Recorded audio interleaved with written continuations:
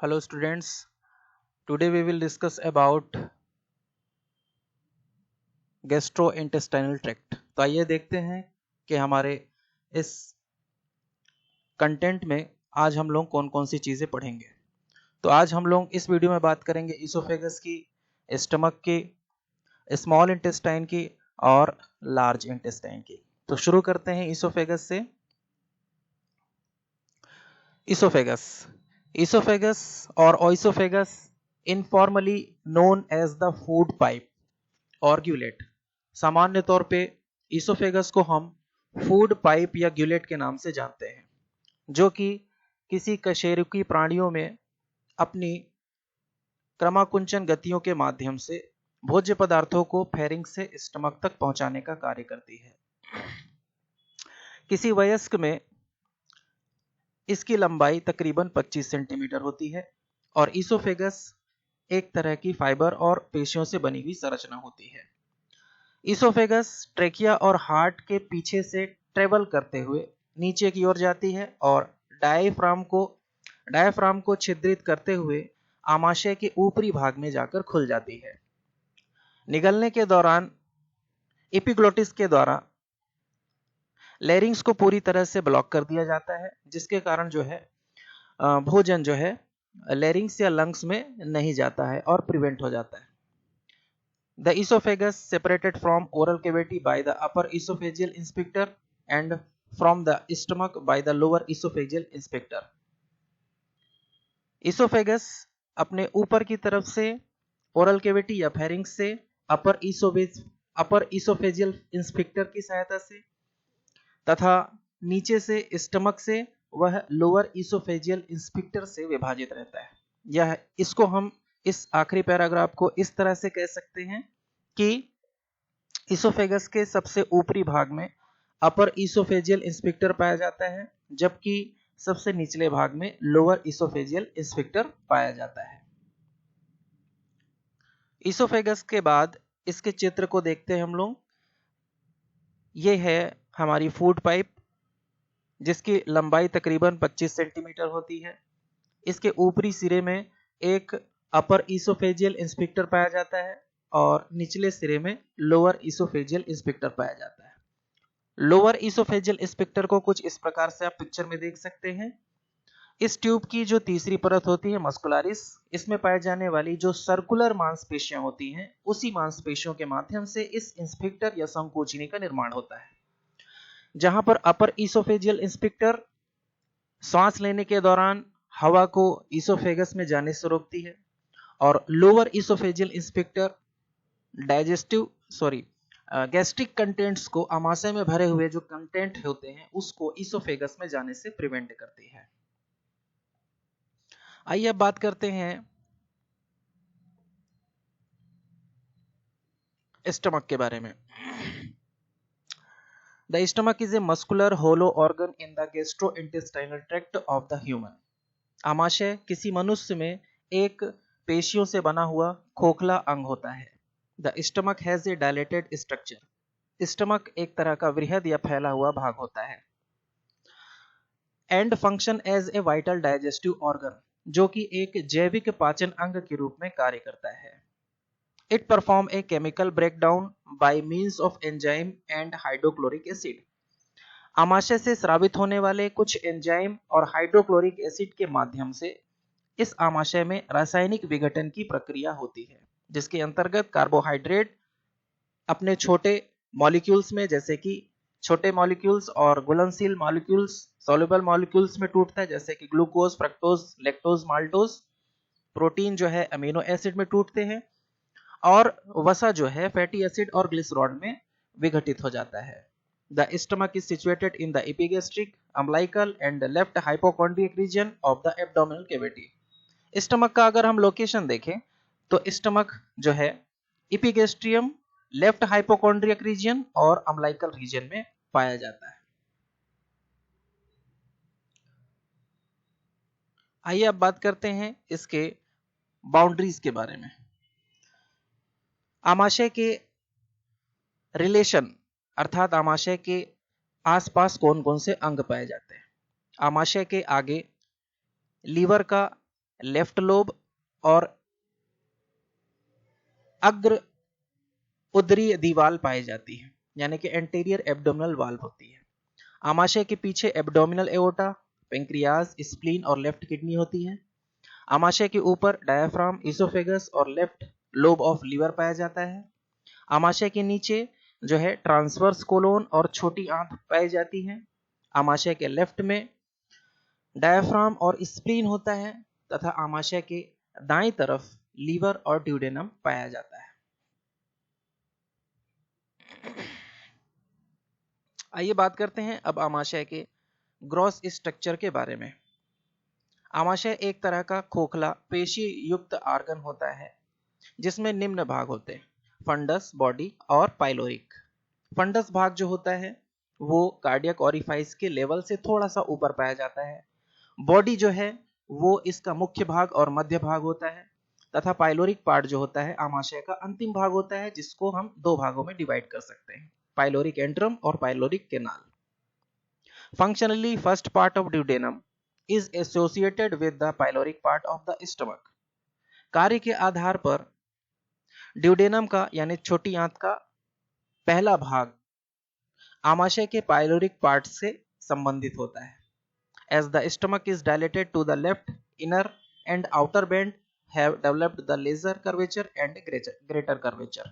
तो कर्वेचर के बारे में बात करें कि इम्पटीनेस में जब आमाशय खाली होता है तब इसकी दो सतहें बनती हैं, एक एंटीरियर सरफेस और दूसरी पोस्टीरियर सरफेस, और इसके दो बॉर्डर बनते हैं। एक बॉर्डर जो होता है बड़ा कर्व लिए हुआ होता है जिसको हम ग्रेटर कर्वेचर कहते हैं, और दूसरा बॉर्डर छोटा होता है, लेसर कर्व होता है, छोटा कर्व होता है, इसलिए हम उसको लेसर कर्वेचर बोलते हैं।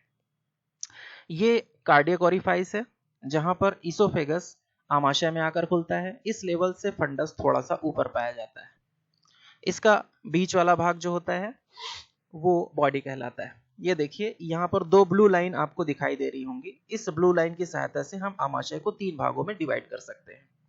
पहला है फंडस जो इस ब्लू लाइन के ऊपर है, दूसरा है बॉडी जो दोनों ब्लू लाइन के बीच में है, ये बड़ा भाग होता है, और तीसरा भाग होता है पाइलोरस जिसको हम दो भागों में डिवाइड कर सकते हैं: पाइलोरिक कैनाल और पाइलोरिक एंट्रम के बारे में। आमाशय की दीवारें चार परतों से मिलकर बनी हुई होती हैं। एक होती है सिरोसा, दूसरी है मस्कुलरिस जिसमें तीन मसल्स की परतें होती हैं: लॉन्गिट्यूडनल, सर्कुलर और सब म्यूकोसा। सब म्यूकोसा के नीचे जो है फिर म्यूकोसा पाया जाता है।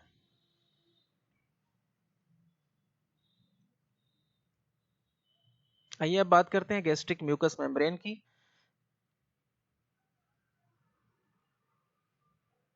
आप देख सकते हैं यहाँ पर कि गैस्ट्रिक की इनर लाइनिंग या म्यूकस मेम्ब्रेन में कुछ फोल्ड्स आपको दिखाई दे रहे हैं जिसको हम रोगे के नाम से जानते हैं। इन फोल्ड में कुछ गैस्ट्रिक ग्लैंड पाए जाते हैं जिसके कुछ नाम इस प्रकार हैं, जिसमें है पहला है मेन गैस्ट्रिक ग्लैंड, दूसरा है कार्डियक ट्यूबुलर ग्लैंड और तीसरा है पाइलोरिक और एंट्रल ग्लैंड।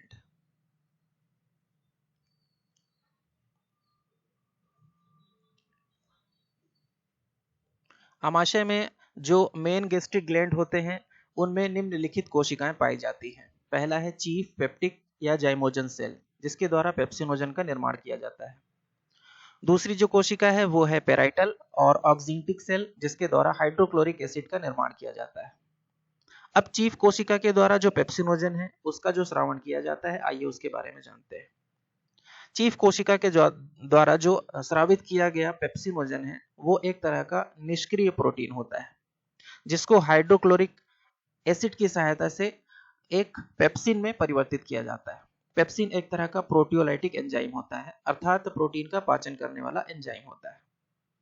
जो निर्मित पेप्सिन है वो बचे खुचे जो पेप्सिनोजन होते हैं उसको भी पेप्सिन में वो तब्दील कर देता है या बदल देता है।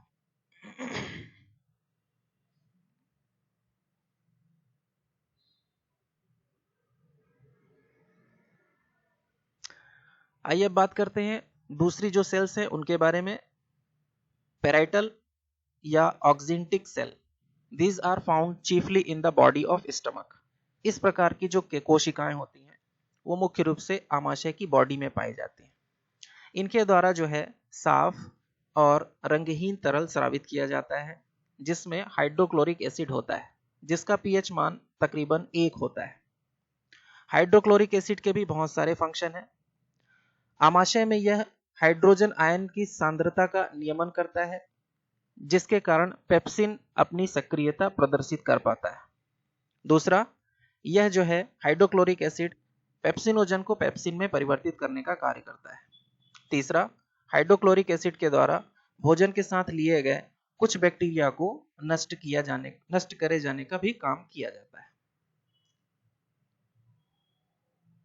यहां पर आप देख सकते हैं कि यहां पर स्टमक के छोटे से हिस्से का अगर हम कट बड़ा करके देखें तो इसमें हमको वो फोल्ड्स और बीच में उनके जो जिनको हम रोगे कह रहे हैं उनके बीच में गैस्ट्रिक पिट दिखाई देते हैं जो कि गैस्ट्रिक ग्लैंड्स का निर्माण करते हैं और इनमें म्यूकस सेल, चीफ सेल और पेराइटल सेल पाए जाते हैं। ये म्यूकस सेल के द्वारा जो है म्यूकस स्रावित होती है यानी कि श्लेष्मा स्रावित होती है जो कि आमाशय में जो पेराइटल सेल है उसके द्वारा स्रावित होने वाले हाइड्रोक्लोरिक एसिड से ये जो है आमाशय की सुरक्षा करता है म्यूकस। चीफ सेल के द्वारा जो पेप्सिनोजन स्रावित किया जाता है जो कि प्रोटीन के पाचन के लिए बहुत उपयोगी होता है और पेराइटल कोशिकाएं जिनसे जो है हाइड्रोक्लोरिक एसिड का स्रावण किया जाता है।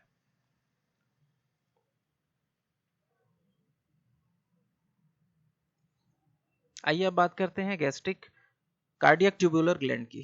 कार्डियक ट्यूबुलर ग्लैंड में इट सीक्रेट सॉल्युबल म्यूकस, इसके द्वारा जो है घुलनशील म्यूकस को स्रावित किया जाता है जो कि आमाशय की ल्यूमेन को लुब्रिकेट या चिकना बनाने का काम करती है।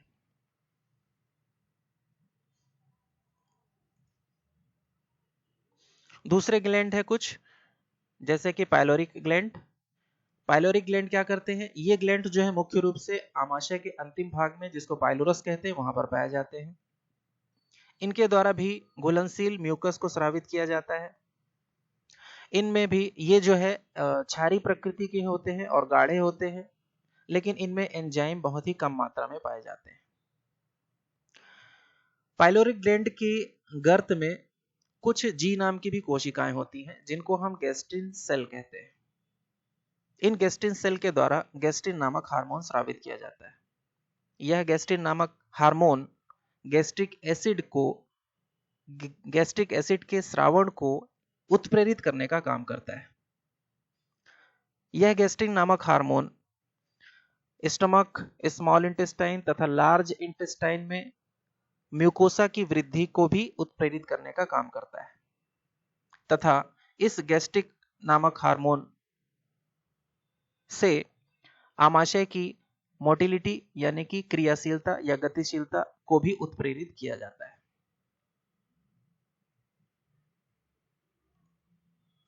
अब बात करते हैं composition and function of gastric juice.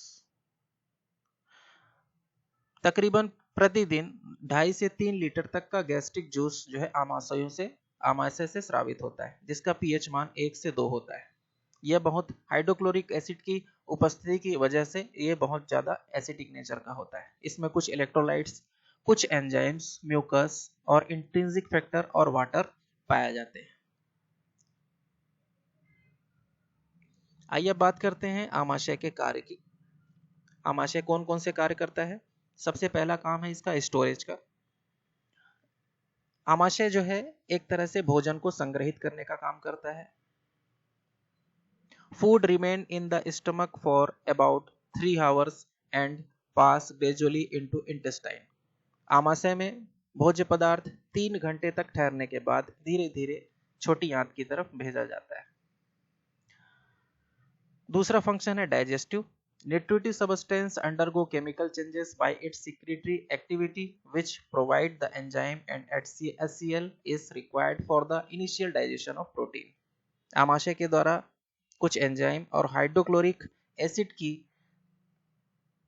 Acid का स्रावण किया जाता है जिसके कारण खाए गए भोज्य पदार्थों के अंतर्गत पाए जाने वाले कार्बोहाइड्रेट प्रोटीन का पाचन हो पाता है। इसके अलावा आमाशय के द्वारा जो है इंट्रिंसिक फैक्टर भी स्रावित किया जाता है जो कि हमारे आंतों से विटामिन B12 को अवशोषित करने का काम करते हैं। अगर किसी वजह से इंट्रिंसिक फैक्टर में कमी आ जाती है, आमाशय के द्वारा कम स्राव किया जाता है, तब विटामिन B12 का स्रावण कम होता है और विटामिन B12 की शरीर में कमी की वजह से पर्नीशियस एनीमिया हो सकता है।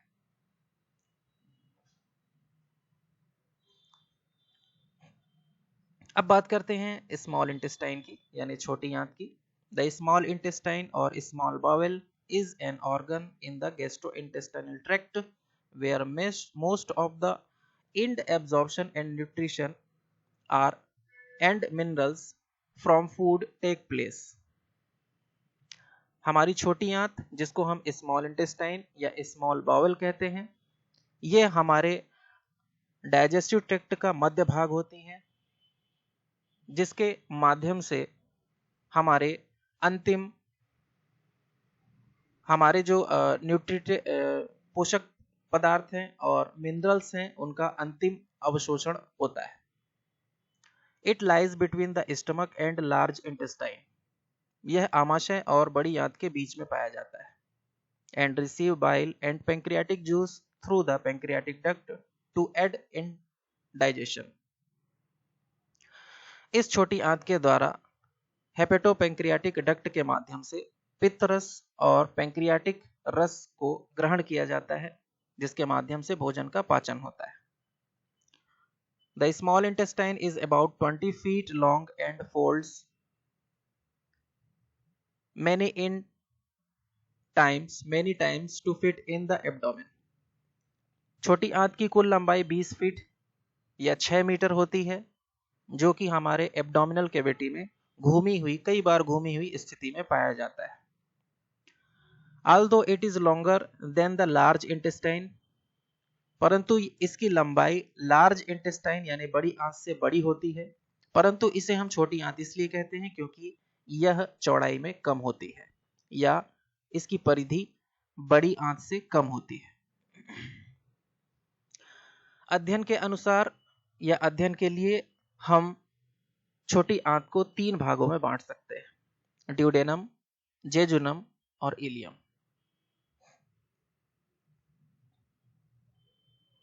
तो आइए सबसे पहले बात करते हैं छोटी आंत का जो पहला हिस्सा है, duodenum. The duodenum is 25 to 38 centimeter C-shaped structure lying adjacent to the stomach. It is divided anatomically into 4 sections. Duodenum 25 से 38 सेंटीमीटर एक लंबी सी शेप का ऑर्गन होता है, जो कि तुरंत आमाशय के बाहर पाया जाता है, और एनाटॉमिकली हम इसको 4 भागों में डिवाइड कर सकते हैं। पहला भाग जो तुरंत पाइलोरिक केनाल के बाद होता है या सुपीरियर पार्ट इसको कहते हैं। दूसरा भाग जो होता है वो डिसेंट होता है। तीसरा भाग जो है ट्रांसवर्स होता है और चौथा भाग जो है फिर से एसेंड होता है, थोड़ा सा एसेंड होता है। ये सी शेप का जो ऑर्गन है इसे ही हम ड्यूडेनम कहते हैं, जो कि अपनी पूरी कॉन्केविटी में पेंक्रियाज के हेड को कवर करके रखती है। The first part or superior part of the duodenum is a continuation from the pylorus to transpyloric plane. Duodenum का जो प्रथम भाग होता है, जिसे हम सुपीरियर पार्ट कहते हैं, यह जो है पाइलोरस पार्ट का ही जो है नियमित भाग होता है या कंटिन्यूअस पार्ट होता है। The second part of the descending part of the duodenum begins at the superior abdominal flexor। दूसरे भाग को हम जो है डिसेंडिंग पार्ट भी कहते हैं, जिसकी शुरुआत जो होती है सुपीरियर ड्यूडेनल फ्लेक्सर से होती है। यहाँ पर पहले भाग और दूसरे भाग के बीच जो घुमाव पाया जाता है उसे ही हम कहते हैं superior duodenal flexor. The pancreatic duct and common bile duct enter the descending duodenum. इस दूसरे भाग में पैंक्रियाटिक डक्ट और बाइल डक्ट दोनों मर्ज होकर हेपेटोपैंक्रियाटिक डक्ट के रूप में इस ड्यूडेनम के दूसरे भाग में प्रवेश करते हैं, जिस भाग को हम मेजर ड्यूडेनल पेपिला कहते हैं। इस पेपिला के अलावा इससे थोड़ा सा ऊपर, तकरीबन 1 सेंटीमीटर ऊपर, यहाँ पर एक और माइनर ड्यूडेनल पेपिला होता है, जो कि एसेसरी पैंक्रियाटिक डक्ट के द्वारा यहां इस पेपिला से इंटर किया जाता है। इन दोनों पेपिला के माध्यम से यकृत से आया हुआ बाइल और पेंक्रियाज से आया हुआ पेंक्रियाटिक जूस ड्यूडेनम में इंटर करता है और एसेसरी पेंक्रियाटिक डक्ट के माध्यम से कुछ थोड़ी मात्रा में जो पेंक्रियाटिक जूस है वो भी ड्यूडेनम में भेजा जाता है। द थर्ड पार्ट और horizontal part of inferior part of the duodenum is 10 to 12 centimetre in length. आइए अब बात करते हैं तीसरे भाग की। ड्यूडेनम का ये वाला भाग तीसरा भाग है जिसको हम जो है हॉरिजॉन्टल पार्ट कहते हैं या थर्ड पार्ट कहते हैं या फिर इंफीरियर पार्ट कहते हैं, जिसकी लंबाई 10 से 12 सेंटीमीटर होती है। द फोर्थ पार्ट और ascending part of the duodenum pass upward joining with the jejunum at the duodenojejunal flexor। चौथा भाग जो होता है उसे हम ascending part कहते हैं। चौथे भाग को हम ascending part कहते हैं जो कि जेजुनम को ज्वाइन करता है ड्यूडेनोजेजुनल फ्लेक्सर के माध्यम से। यहां पर जो फ्लेक्सर या घुमाव बनता है ये उठकर फिर से नीचे की तरफ जाता है, यहां पर एक घुमाव बनता है, उसको हम ड्यूडेनोजेजुनल फ्लेक्सर कहते हैं। इन एडिशन इन सभी अतिरिक्त फीचर्स या संरचनाओं के अतिरिक्त इस ड्यूडेनम की सबम्यूकोसल म्यूकस ग्लैंड के रूप में इसमें कुछ खास तरह के ग्लैंड्स पाए जाते हैं जिसको ब्रनर्स ग्लैंड कहते हैं। छोटी आंत में यानी कि ड्यूडेनम में उपस्थित इस ब्रनर ग्लैंड के द्वारा कुछ बेसल सिक्रीशन किए जाते हैं यानी कि क्षारीय स्राव स्रावित किए जाते हैं जो कि आमाशय से निकले हुए हाइड्रोक्लोरिक एसिड से इस छोटे आंत के ड्यूडेनम की सुरक्षा करते हैं।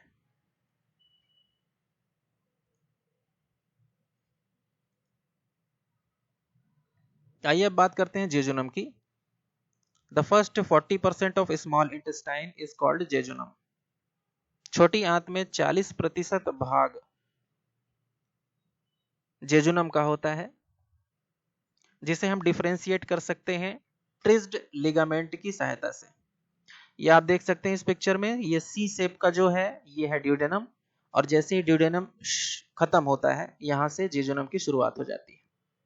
ड्यूडेनम और जेजुनम के बीच जो फ्लेक्सर बन रहा है यहाँ पर, इसी फ्लेक्सर में एक लिगामेंट जुड़ी हुई रहती है जिसको हम, ये हरे कलर की लिगामेंट जिसको हम लिगामेंट ऑफ ट्रिस्ट कहते हैं। यही एक तरह का बॉर्डर होता है जिसके जरिए से हम ड्यूडेनम और जेजुनम में फर्क बता सकते हैं। और यहाँ पर ड्यूडेनम और जेजुनम के बीच जो घुमाव बन रहा है इसी को ड्यूडेनोजेजुनल फ्लेक्सर कहते हैं। और यही वो जंक्शन है जहां से ड्यूडेनम खत्म होता है और जेजुनम की शुरुआत होती है। जेजुनम की लंबाई जो है, जेजुनम की लंबाई तकरीबन 2.5 मीटर होती है। It shows a progressive increase in number of goblet cell and lymphoid tissue। Jejunum में बहुत सारे गोबलेट सेल्स और लिम्फोइड टिश्यू पाए जाते हैं। इनमें बहुत सारे, अंदर की तरफ इसकी आंतरिक संरचना को देखें तो इसमें बहुत सारे जो फोल्ड्स होते हैं उनको हम प्लीका सर्कुलरिस के नाम से जानते हैं।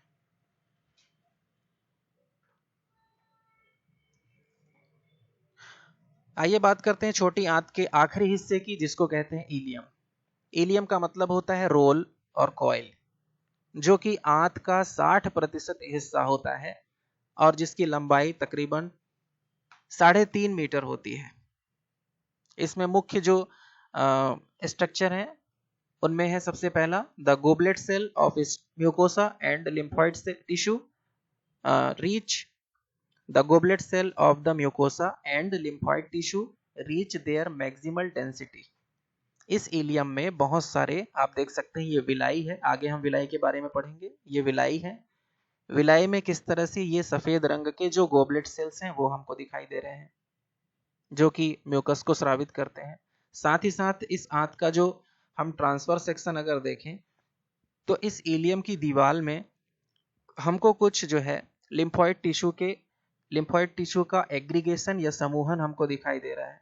इस तरह के लिम्फोइड टिश्यू के एग्रीगेशन या समूहन को हम पियर्स पैचेस के नाम से जानते हैं। इस लिम्फोइड टिश्यू के द्वारा बहुत सारे लिम्फोसाइट का जन्म होता है और ये लिम्फोसाइट जो है इस आंत की सुरक्षा का काम करते हैं।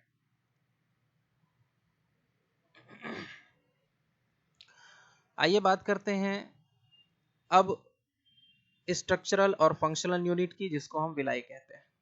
अगर हम आंत को अंदर से देखें, इस प्रकार से हम आंत के अंदर के चित्र का अध्ययन करें तो हमको बहुत सारी उंगलियों जैसी संरचनाएं दिखाई देती हैं। इन्हीं को हम विलाई के नाम से जानते हैं, VILLI, विलाई के नाम से जानते हैं। इस विलाई के बारे में अध्ययन करते हैं। आइए। Mucus surface of duodenum and small intestine is adapted to provide a huge area for absorption. Duodenum और छोटी आंत के दूसरे हिस्से में एब्जॉर्प्शन के लिए बहुत वृहद एरिया या बहुत बड़ा स्थान पाया जाता है। Mucosa shows finger like projection. इसकी म्यूकोसा में हमने अभी देखा कि कुछ उंगलियों जैसी संरचनाएं पाई जाती हैं, जिनको हम विलाई कहते हैं। इस विलाई की लंबाई तकरीबन 1 मिलीमीटर होती है और तकरीबन 1 मिलीमीटर स्क्वायर क्षेत्र के म्यूकोसा में 20 से 40 विलाई पाए जाते हैं। These are covered by a layer of columnar cell. ये विलाई जो है कॉलुमनर सेल की एक परत से ढके हुए रहते हैं और ये कॉलुमनर सेल की उपस्थिति के कारण इस विलाई के चारों तरफ का क्षेत्र जो है ब्रश बॉर्डर के समान दिखाई देता है। इस ब्रश बॉर्डर को ही हम माइक्रोविलाई के नाम से जानते हैं और इस माइक्रोविलाई की लंबाई तकरीबन 1 माइक्रोन मीटर और चौड़ाई जो रहती है 0.1 माइक्रोन मीटर होती है। प्रत्येक विलाई में निम्नलिखित संरचनाएं पाई जाती हैं। सबसे पहले आपको यहाँ पर ग्रीन कलर का एक वेसल्स दिख रही है, जो कि एक तरह की लसिका वाहिनी है, जिसको हम लेक्टियल के नाम से जानते हैं।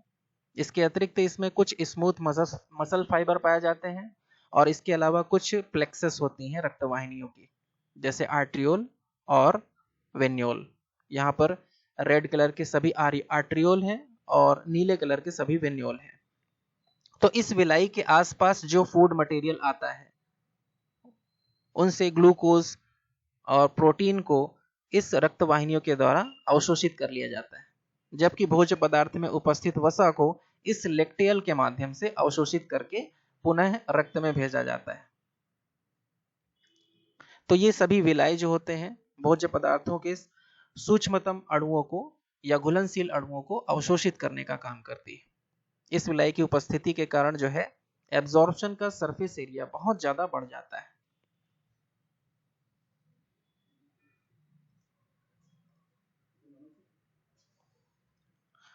अब बात करते हैं इसके इलियम के आखिरी भाग की। यहां पर ये देखिए टर्मिनल इलियम लिखा हुआ है। ये छोटी आंत के इलियम का अंतिम भाग होता है, जो अंततः जो है बड़ी आंत के पहले भाग में जाकर खुलता है। अर्थात इलियम बड़ी आंत के पहले भाग यानी कि सीकम में जाकर खुलता है। इलियम और सीकम के बीच इस तरह का जोड़ या जंक्शन इलियोसिकल जंक्शन कहलाता है। इस जंक्शन में इलियोसिकल वाल्व पाया जाता है, जो कि इलियम से सीकम की तरफ आए हुए भोजन को सिर्फ एक ही दिशा में जाने के लिए बाधित करता है। लेकिन अगर भोज्य पदार्थ पुनः सीकम से इलियम की तरफ जाना चाहे तो उसको वो प्रिवेंट करता है, बैक फ्लो को वो प्रिवेंट करता है। इस इलियोसिकल जंक्शन से ठीक 2 सेंटीमीटर नीचे की तरफ बड़ी आंत यानी कि सीकम में लगा हुआ एक वर्म लाइक जो है स्ट्रक्चर पाया जाता है, जिसको वर्मी फॉर्म अपेंडिक्स कहते हैं। यहां पर छोटी आंत खत्म हो जाती है और शुरुआत होती है बड़ी आंत की। तो आइए अब देखते हैं लार्ज इंटेस्टाइन के बारे में। लार्ज इंटेस्टाइन जो है हमारे शरीर में पाई जाने वाली ऐसी ट्यूब है जो छोटी आंत की तुलना में लंबाई में तो कम होती है, परंतु उसकी चौड़ाई बहुत अधिक होती है। लार्ज इंटेस्टाइन की शुरुआत जो है सीकम से शुरू होती है और वह रेक्टम और एनल कैनाल में जाकर खत्म हो जाती है। तो आइए शुरू करते हैं लार्ज इंटेस्टाइन के बारे में। The large intestine is divided into 9 part. हम बड़ी आंत को तकरीबन 9 भागों में विभाजित कर सकते हैं। Starting with the caecum into which the ilium opens. इस आंत की शुरुआत सीकम से होती है, या कह सकते हैं कि सीकम इसका पहला भाग होता है जहां पर इलियम आकर खुलता है। The opening is being guarded by the ileocecal valve. और इलियम और सीकम के बीच में एक वाल्व होता है जिसको हम इलियोसिकल वाल्व कहते हैं, जो ऑन फ्लो को तो जो विच अलाउज ऑन फ्लो, जो ऑन फ्लो को तो अलाउ करता है लेकिन बैक फ्लो को प्रिवेंट करने का काम करता है। यानी कि इलियम से भोजन को सिर्फ सीकम में जाने देता है, सीकम से इलियम अगर भोजन जाना चाहे वापस प्रेशर के कारण तो जो है उसको वो प्रिवेंट करने का काम करता है, या वाल्व बंद हो जाता है कहना चाहिए। Then there is the vermiform appendix which is about 7.5 centimeter in length. इस इलियोसिकल जंक्शन के ठीक 2 सेंटीमीटर एक नीचे एक वर्मीफॉर्म अपेंडिक्स पाया जाता है जिसकी लंबाई तकरीबन 7.5 सेंटीमीटर होती है, जिसका अंतिम सिरा मुक्त होता है। Next there is the ascending colon. Caecum के बाद अब बारी आती है आंत के दूसरे भाग की, बड़े आंत के दूसरे भाग की, जिसको हम असेंडिंग कोलोन कहते हैं। ये असेंडिंग कोलोन हमारे दाहिने उदरी गुहा में ऊपर की ओर उठती है, which passes up along the right side of the abdomen to bend sharply at the right hepatic flexor, और जो है असेंडिंग होकर यानी कि ऊपर उठकर फिर लेफ्ट की तरफ मुड़ जाती है। इस मोड़ को, बड़ी आंत के इस पहले मोड़ को हम राइट कोलिक फ्लेक्सर या राइट हेपेटिक फ्लेक्सर के नाम से जानते हैं। और जैसे ही ये आंत राइट कोलिक फ्लेक्सर में मुड़ती है तब ये ट्रांसवर्स कोलोन में परिवर्तित हो जाती है। तब इस आंत को ट्रांसवर्स कोलोन कहते हैं, क्योंकि यह बड़ी आंत का हिस्सा जो है हमारी बॉडी में ट्रांसवर्स यानी क्षैतिज दिशा में गमन करता है। This further bend and at the left splenic flexor, और ये ट्रांसवर्स कोलोन फिर से नीचे की तरफ बेंड होती है, और इस बेंड को या इस मोड़ को लेफ्ट कोलिक फ्लेक्सर या लेफ्ट स्प्लीनिक फ्लेक्सर के नाम से जानते हैं। और इस तरह से लेफ्ट कोलिक फ्लेक्सर से यह मुड़कर नीचे की तरफ जाकर डिसेंडिंग कोलोन में परिवर्तित हो जाती है, जो हमारे उदरी गुहा में बाएं तरफ नीचे की ओर गमन करता है। और डिसेंडिंग कोलोन अंततः जाकर सिग्मोइड कोलोन में, और फिर सिग्मोइड कोलोन अंततः रेक्टम में जाकर परिवर्तित हो जाता है, जिसकी लंबाई तकरीबन 12 सेंटीमीटर से 15 सेंटीमीटर होती है, और यह रेक्टम अंततः एनस में जाकर खुलता है। एनस में भी कुछ सर्कुलर मांसपेशियों के द्वारा बनी हुई कुछ संकोचनियां या इंस्पेक्टर पाए जाते हैं, जिसमें जो कि ऐच्छिक रूप से जिसका हम काम करते हैं, या कह सकते हैं कि वो ऐच्छिक पेशियां होती हैं, जिनके माध्यम से जब रेक्टम में सारा जो अधपचा हुआ भोजन और जितने भी अपशिष्ट पदार्थ होते हैं जैसे ही रेक्टम में आते हैं, तब हमको जो है डेफिकेशन की अर्जिंग होती है, और फिर उस अपशिष्ट पदार्थ को बाहर एनस के थ्रू बाहर निकाल दिया जाता है। So it is all about the gastrointestinal tract. I hope आप लोग को ये अच्छे से समझ में आया होगा। Thank you very much.